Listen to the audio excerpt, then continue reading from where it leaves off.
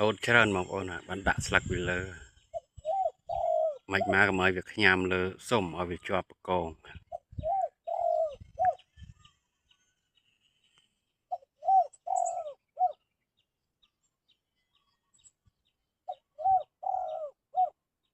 អ្នកខ្មែរណាបងប្អូន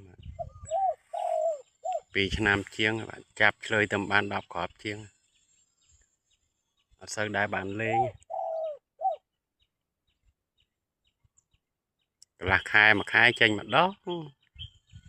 ពី3បកងចូលផ្ទះវិញធម្មតាប៉ុន្តែបើវាឈប់ងាវក៏វានៅអត់ស្ងៀមណាបងប្អូនណាមួយចរិតវាឈប់ងាវក៏អត់នៅស្ងៀមដែរទិញធំបើកុំឃើញសំណួរសួរថាមានអប្រ័យហ៊ានឬអត់តែប៉ុណ្ណឹងបើហ៊ានងាប់បើអត់កាន់តែគៀកកាន់តែនឹងបាទ